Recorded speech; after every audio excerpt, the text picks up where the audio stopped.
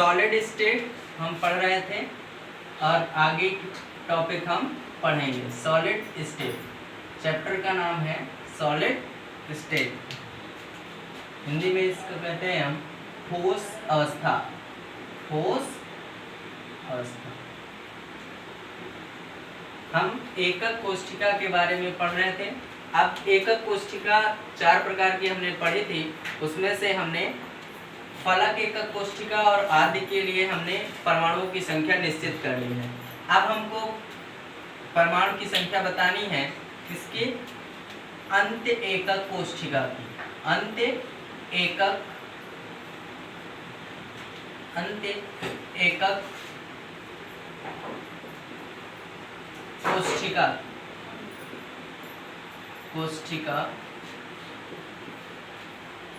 कोष्ठिका यानी कि and unit cell. तो इसमें जो परमाणु होते हैं वो सभी कोनों पर होते हैं, यानी कि हम लिख दे रहे हैं इस एकक कोष्ठिका में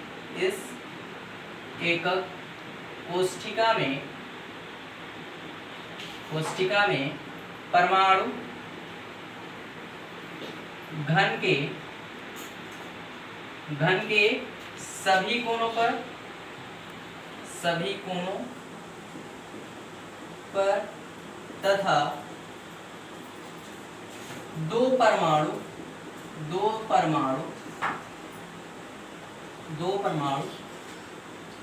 किसी भी दो विपरीत फलकों पर उपस्थित होते हैं। ये डेफिनेशन हुई।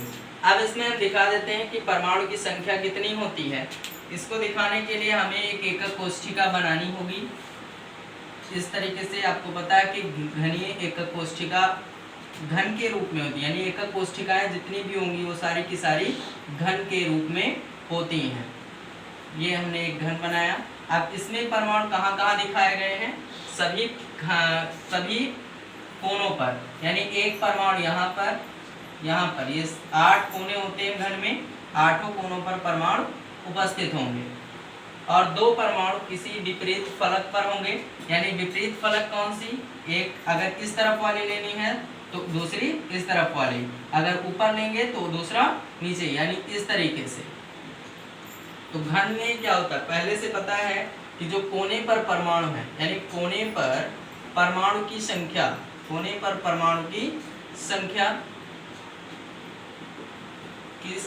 वो कितनी होगी?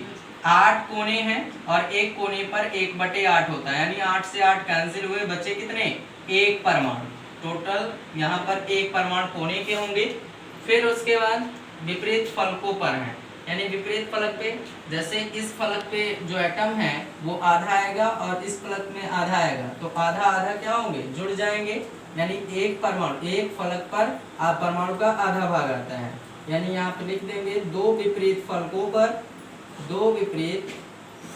पर परमाणु की संख्या वो हो जाएगी 2 × 1/2। 2 से 2 कैंसिल हुआ, बचा कितना? 1।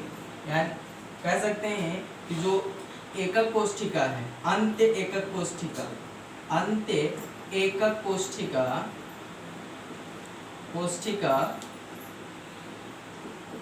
में परमाणु की संख्या टोटल कितनी है? 1 और 1 2। यानी कि इस एकक कोष्ठिका में कितने परमाणु होते हैं? 2 परमाणु होते हैं। तो इस प्रकार से 4 एकक कोष्ठिकाएं, ये चारों एकक कोष्ठिकाओं के बारे में हम जान चुके हैं। अब हमको क्या जानना है? आगे हम चलते हैं, यहीं पर लिखते हैं कि परमाणु त्रिज्या अगले टॉपिक है परमाणु त्रिज्या तथा भुजा की लंबाई में संबंध। क्या संबंध होता है? तो एकक कोशिकाएं 4 हैं, उनमें से 3 ऐसी एकक कोशिकाएं हैं जिनके परमाणु त्रिज्या और भुजा की लंबाई में संबंध हमको ज्ञात करने हैं। तो सबसे पहली जो एकक कोशिका है वो है सरल एकक कोशिका। सरल एकक कोशिका के लिए हम निकालेंगे सरल एकक कोशिका। तो सरल एकक कोशिका में आपको पता है परमाणु कहाँ होते हैं, सभी कोने पर होते हैं। कहाँ पर होते हैं उपस्थित, सभी कॉर्नर पर। ये एकक कोशिका है, यहाँ पर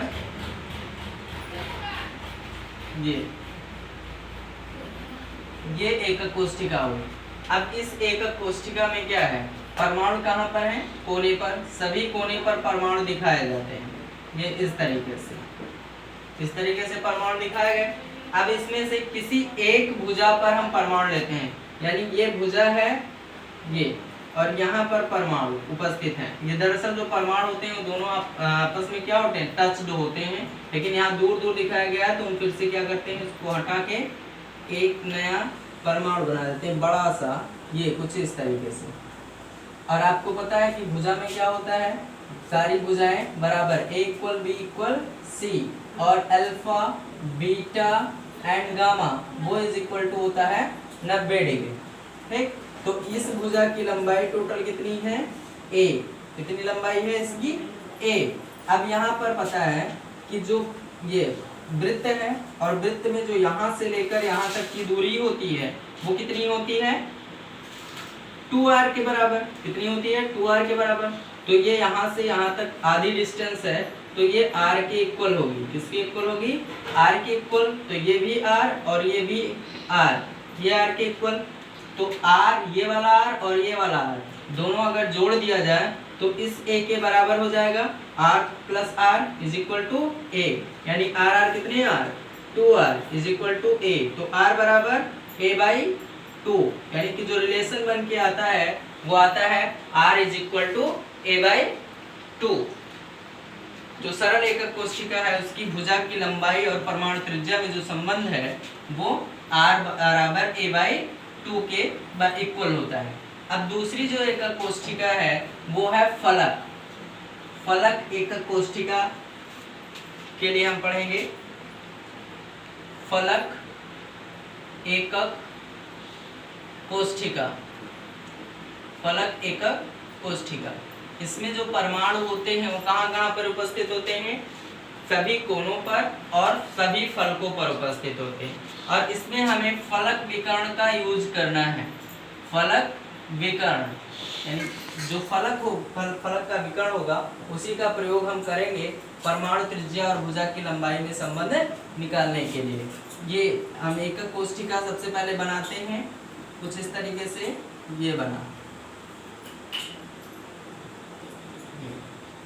अब यहाँ पर क्या है कि परमाणु जो हैं वो कहाँ कहाँ हैं, सभी कॉर्नर पर और सभी फलक पर। तो फलक कितने होते हैं, 6 फलक, यानी पहला जो होगा इस फलक पर, दूसरा इसके फलक पर, तीसरा इस पर, चौथा इस पर, और एक पीछे वाले पर और एक आगे वाले पर।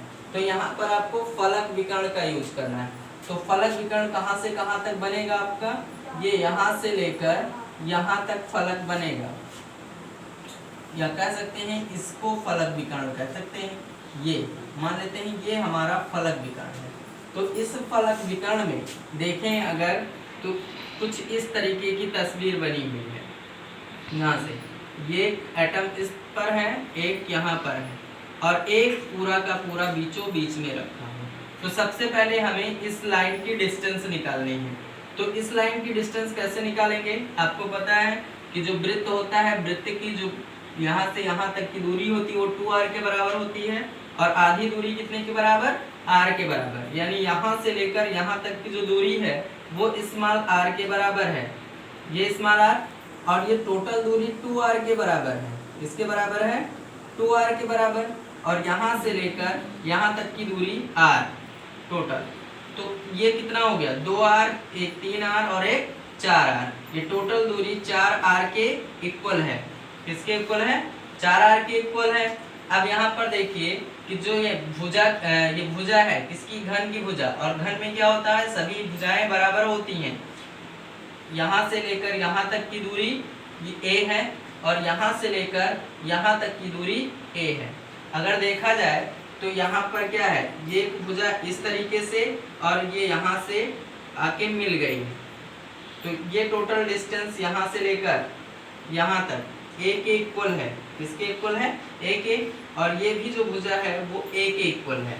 अब इसमें जो ये कोण है वो समकोण है, तो समकोण है तब इसमें हम पाइथागोरस प्रमेय का यूज कर सकते हैं। पाइथागोरस प्रमेय कहती है कि कर्ण पर बना वर्ग से दोनों भुजाओं पर बने वर्ग के योग के बराबर होता है, यानी इसका स्क्वायर इसका स्क्वायर इसके स्क्वायर के बराबर होगा। ये जो 4r डिस्टेंस लिखी है उस लाइन की डिस्टेंस है, तो लिख सकते हैं कि 4r का square is equal to a square plus a square, a square plus a square जोड़ेंगे तो दोनों हो जाएगा 2a स्क्वायर और इज इक्वल टू 4r का स्क्वायर हो जाएगा। ठीक, तो 4r का स्क्वायर अगर करते हैं तो 16r स्क्वायर बन के तैयार होता है is equal to 2a square, 2a square. अब इसमें क्या करेंगे, ये दो इधर आपका गुणा है इस तरफ जाएगा, क्या हो जाएगा, भाग हो जाएगा। 16r बटे 16r स्क्वायर बटे 2 is equal to a square, दो अठे 16 यानी 8r square is equal to a square. अब a स्क्वायर है, यहाँ पर a की वैल्यू हमको फाइंड करनी है 8r स्क्वायर, तो यहाँ पर अंडर रूट लग जाएगा। इस स्क्वायर से इसका रूट कैंसिल होगा और 8 को हम लिख सकते हैं 2√2, तो a इज इक्वल टू 2√2 और r तो रहेगा ही। ये फार्मूला बन के आया। यहाँ पर भी आपका ये फार्मूला सही है और इसको हम थोड़ा सा यूज करेंगे, इसलिए r बराबर a बाई 2√2 के, r बराबर a बाई 2√2 के, तो r इज अब यहाँ पर जो बटे में लिखा है 2√2, तो बटे में हम लिखते नहीं, इसलिए इसको हम परमीकरण करा देंगे। 2√2 गुणे 2√2 से अगर मल्टीप्लाई कर दिया जाए तो इसका परमीकरण हो जाएगा, तो यहाँ गुणा हो जाएगा। a लिख सकते हैं 2√2a बाई 2 दूनी 4 और √2 का वर्ग हो जाएगा, वो भी 2 हो जाएगा। इस 2 से ये 2 कैंसिल, तो r इज इक्वल टू बचा क्या, √2a बाई 4। ये रिलेशन निकल के आता है। इसको थोड़ा और सिंप्लीफाई कर दिया जाए तो ये हो जाएगा 4r by √2 into is equal to a। ये फार्मूला निकल के आता है फलक एकक कोष्ठिका के लिए। और अगली जो एकक कोष्ठिका हमारी है वो है कौन सी, अंतः केंद्रित। तो अंतः केंद्रित के लिए हम अंतः विकर्ण यूज करेंगे। कौन सा, अंतः विकर्ण यूज करेंगे। चलिए देखते हैं उसको भी। अंतः विकर्ण वाले में तो अंतः विकर्ण, अंतः केंद्रित एकक कोष्ठिका, इसमें हमें प्रयोग करना है क्या, इसमें हमको क्या प्रयोग करना है, अंतः विकर्ण का, बॉडी डायगोनल का यूज करेंगे हम। यानी जब एकक कोष्ठिका बनाएंगे तो उसमें जो बॉडी डायगोनल बनेगा उसी का हम प्रयोग करेंगे। ये यहाँ से ऐसे। अब इसमें क्या होता है कि एटम जो होते हैं वो सभी कॉर्नर पे प्रेजेंट होते हैं। जितने भी कॉर्नर होते हैं, 8 कॉर्नर टोटल क्यूब में होते हैं, तो उस 8 को कॉर्नर का यूज हम करते हैं। और एक एटम इसके बॉडी के अंदर प्रेजेंट होता है, यानी ये एटम यहाँ पर बॉडी का है।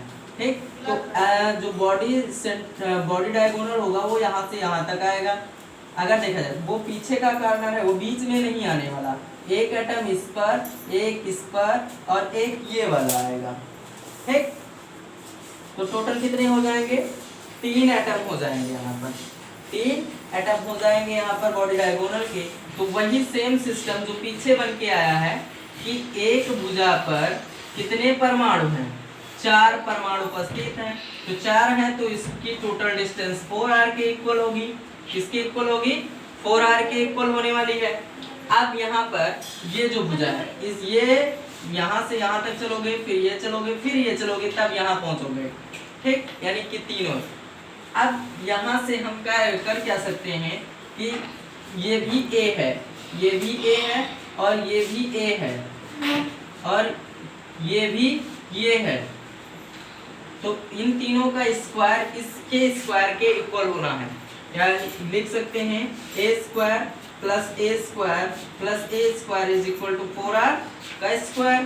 तो 4r का स्क्वायर तो कितने हो जाएंगे, 3a square is equal to ये 4r का स्क्वायर अगर करेंगे तो बन जाएगा 16r स्क्वायर। तो a स्क्वायर की वैल्यू क्या आएगी, 16r स्क्वायर बाई 3। तो a इज इक्वल टू वर्गमूल निकाल लिया जाएगा under root 16r square by 3। ठीक, तो 16 का वर्ग आप निकाल सकते हो 4r और बाई 3 का क्या हो जाएगा √3। ठीक, तो r की वैल्यू क्या आएगी, r इज इक्वल टू बन के आएगा यहाँ पर √3a बाई 4। ये रिलेशन होता है। आज के लिए इतना ही, आगे बात करें।